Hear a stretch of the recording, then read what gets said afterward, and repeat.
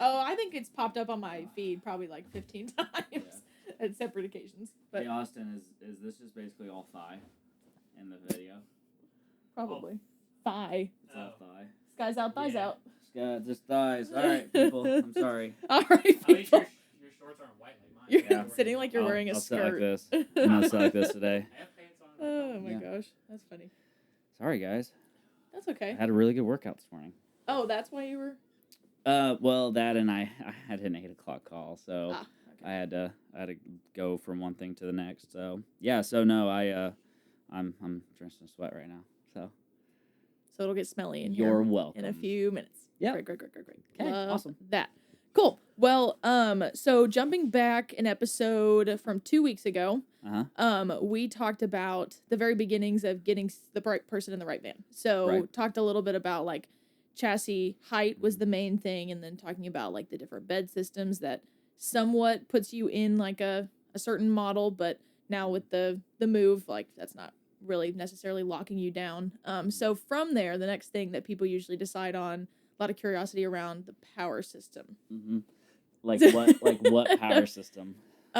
Yes. How you that's essentially the big question for today is what power system do you need? How do you figure out what you need? Yeah. And then how does that lead you to like what components you can get, should get. Okay. All that. Yeah. That's featuring the ferret. Have you named him yet? No, I have not. Comment names. Comment names. I want to line the whole upper cabinet with Beanie Babies or whatever this guy is. Douglas. That's his name. Is that his name or is that the Douglas? brand? I don't care if it's no. Okay. He's Douglas. Okay, cool. Good Douglas. Okay, so Douglas is here. Yep. So power systems. Great topic. It is it's a whirlwind of what people want to do. So kind of like we talked about going through that tree, we talked about like minimalist, and then you have kind of the budget, but then you have kind of the budget, like there's no real limits to budget necessarily, and there's so many aspects to what power system a person should get. So let's start it off by kind of like, who are you? So a minimalist is a minimalist is the idea of a person that doesn't need and or want to run heavy loads of any kind. So no AC off grid. Okay. You're probably a little bit more of a minimalist. Mm-hmm. You don't need to run anything of high power. So coffee pots, hair dryers, curling irons, cooktops that are electric, all of like kind of like your typical electrical use items, microwave, all of these are like hungry for power. A minimalist is a person that would not use any of those things. So if we start at like the bottom level, let's start at basically a small inverter, small capacity of batteries. So we no longer offer, like with the move, we no longer offer AGM, and soon we're no longer going to offer AGM for our doer lives either. Just the technology, the value, just all the pieces have really come along in the last few years, just really points all the direction, and it's our partnership with Navico Group, and in utilizing Mastervolt batteries. And so, going down that road, I would say, if we start at our smallest inverter, a 1500 watt inverter, that would be for your minimalists, right? So with a 1500 watt inverter, you're not going to run any sort of heavy load with anything else. So you can get away with probably running a small microwave. You can get away with running a small coffee pot, but you're maxing out your load.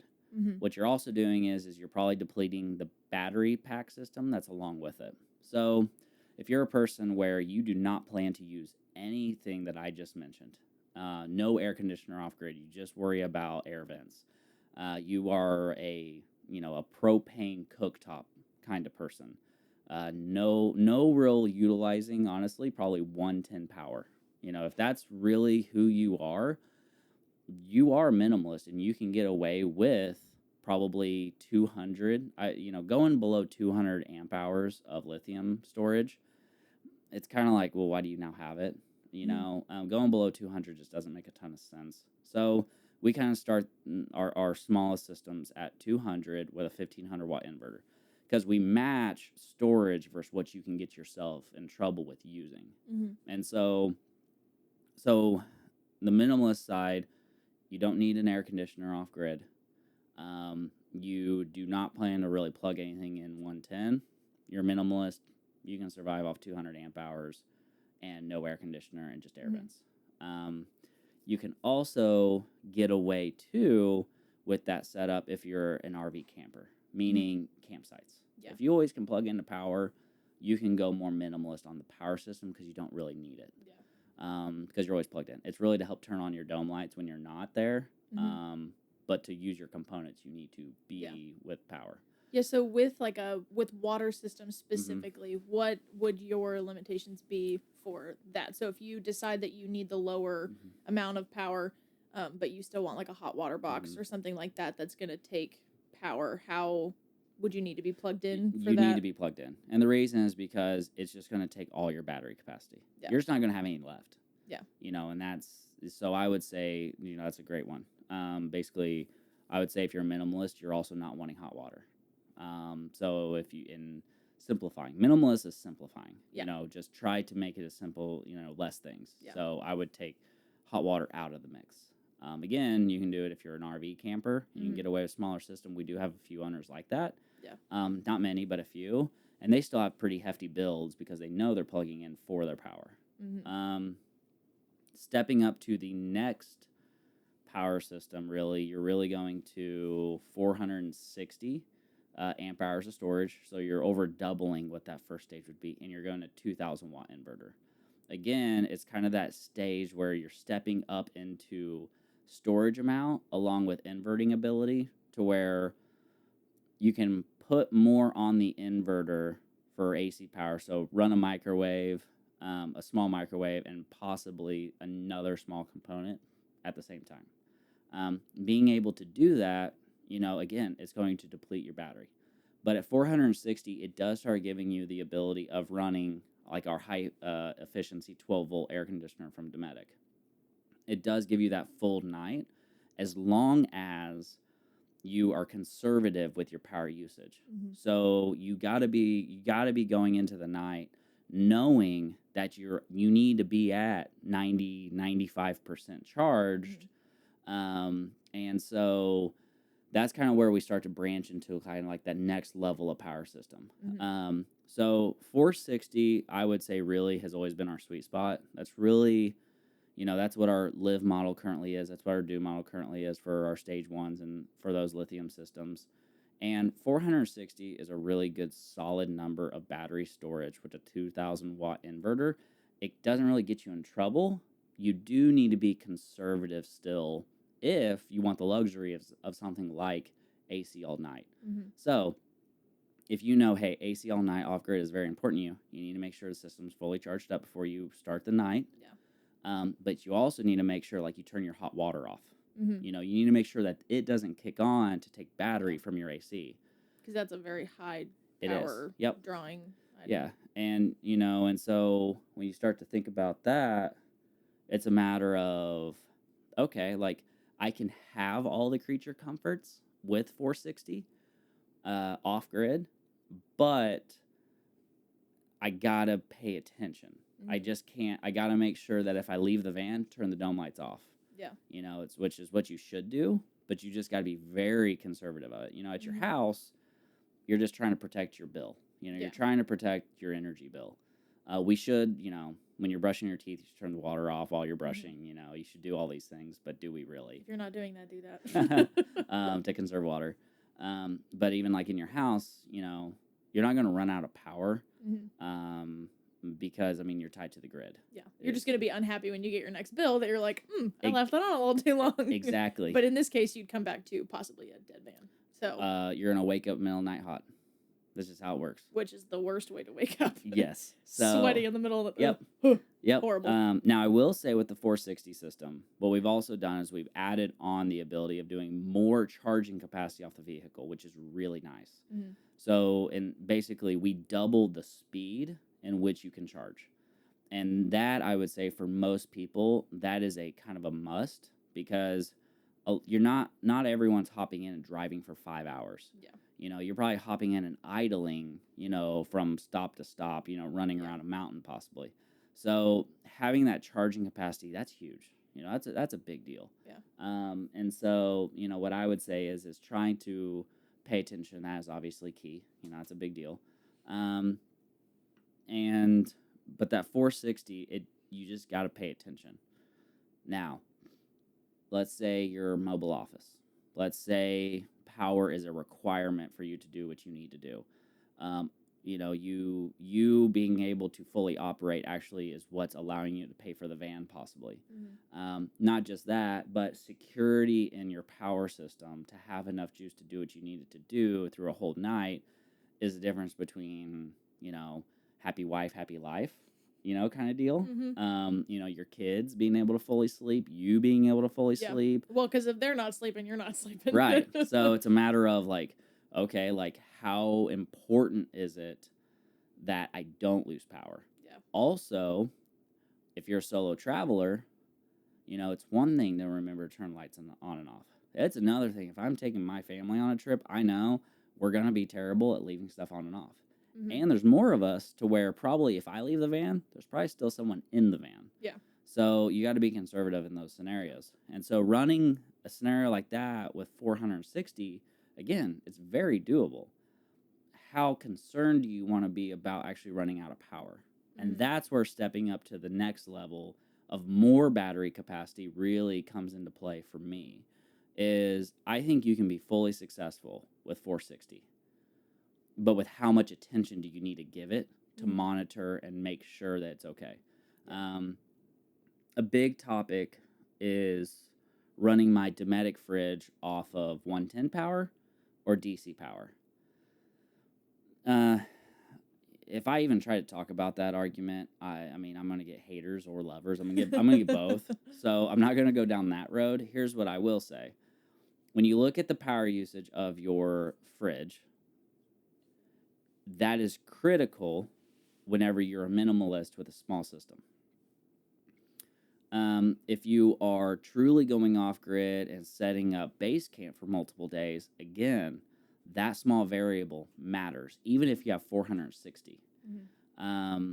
But when you really consider it and think about the situation, what you're trying to save in your power system by having an argument about DC or AC in your Dometic fridge, is DC more efficient? It is.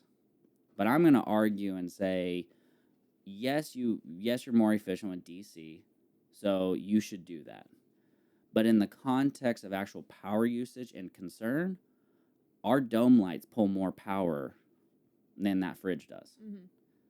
So which one should you be more worried about? Yeah. While you're sitting there trying to figure out how to wire your fridge, you're probably burning more power by having your dome lights on, right? Yeah. So it's basically looking at the whole equation is kind of what I'm saying.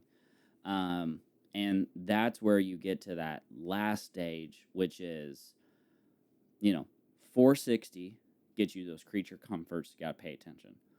So 460, so 920. We double it again. Basically, every stage kind of doubles the previous. Mm-hmm. So 920 steps you up in inverter capacity. So while you're microwaving, you can also be running a coffee pot. Mm-hmm. Okay, so you can run massive loads. A question for you. Do you run your... Wait, I think I just answered my own question. I was about to say, do you run your straightener at the same time your curling iron? Probably not. But I don't think that's a thing. No. I guess, no, if you're doing layers, right? Because you could do one layer flat, and I could. I don't know how it would look. I know some people maybe we say we run them at the same time if I'm getting ready with a friend and we're sharing a mirror. Okay, she's straightening her hair, I'm curling my hair. Got it. We would plug it into the same outlet. So got it. Okay. So in that scenario, you could do that. Okay, 2 people could get ready. Well, let's just say that, and not have a concern. Getting ready for prom in your van. Sure, or a date night. You never know. Yeah, you know. The campground looking good for the campground. Yeah, well, our vans go everywhere. That's true. That's true. So That's it could true. be downtown like Steamboat or somewhere cool. I'm trying to think of places and somewhere I can't. else that's cool. I'm just thinking, but I can't. Honestly, strolling up to prom in one of these would be pretty cool. I feel like that would have been really cool in my hometown. Did Brock do that? I think Brock took a van to prom. Probably. Yeah. That wouldn't surprise Yeah. me. One of our, yeah. So, so done. Check mark. But let's use that as a real example. You take your parents' van. Say your parents have a van. You say, hey, we want to go use it. Okay. You haven't really used it.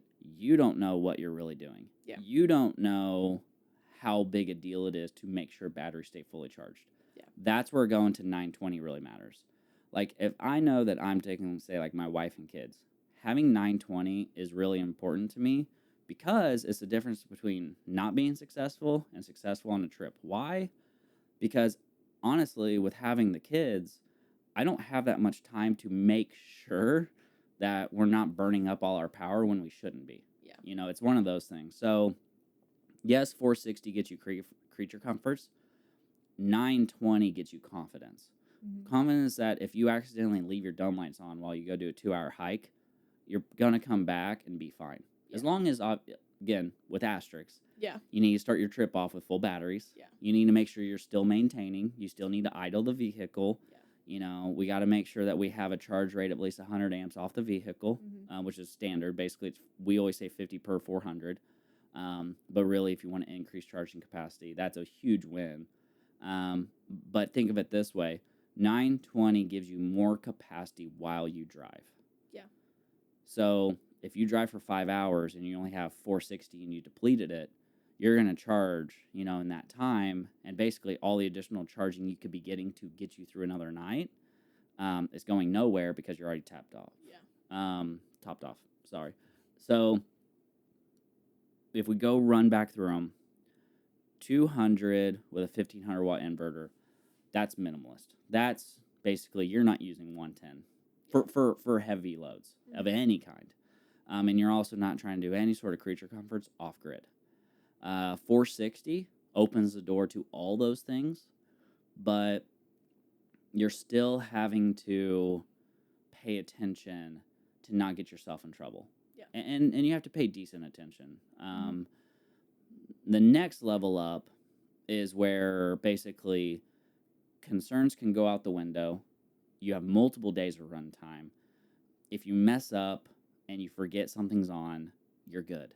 Like, you're going to be okay. Yeah. You know, I think 920 runs your air conditioner, like the DC high efficiency. I think it's roughly about 26 hours.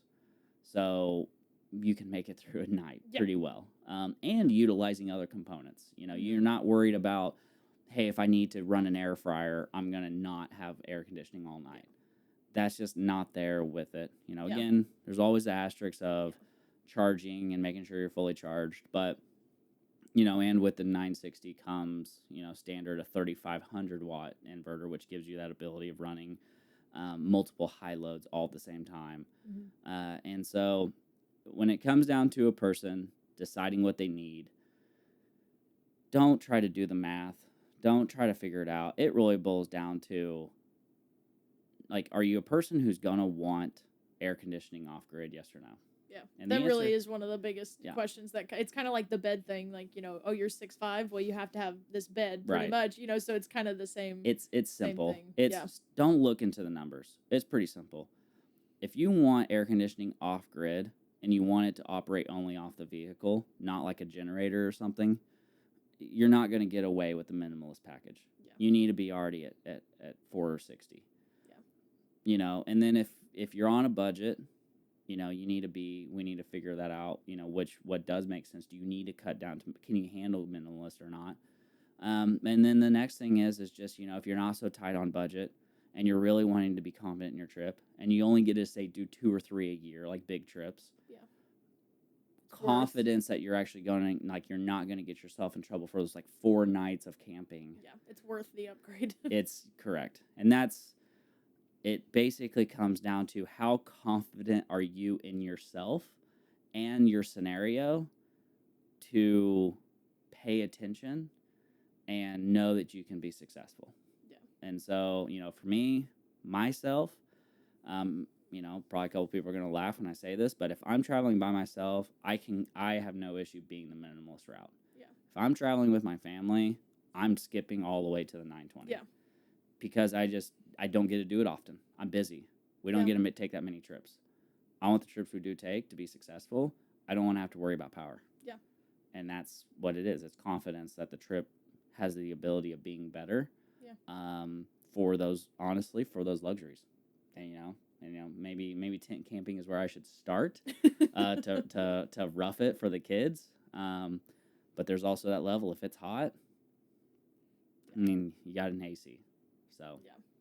So basically, everything that seems complicated does get boiled down to very simple things. Yeah, which is good. I think that's like reassuring for a lot of people. We talk about, I think we mentioned it on the podcast before, like analysis paralysis, where there's just so many options, which is great because we have so many options and there's so many, it accommodates so many different needs and wants and whatnot. But then you look at it and you're like, never mind. That's a lot. You just like give yourself a headache trying to figure out everything. So yeah. Well, I had one more question that pertains to power, but I don't know what time. You're at 20 minutes and 15 seconds. Oh, okay. Cool. Well, so next episode then. We'll hit it again. Yep. Great. Yep. And if there's any questions below, we'll answer them. Yeah. Okay. Sounds good. Awesome. Thank you. Thank you, Thanks, Douglas. Douglas. Thanks, Douglas. All right. This episode was sponsored by Douglas. All right. Thank you.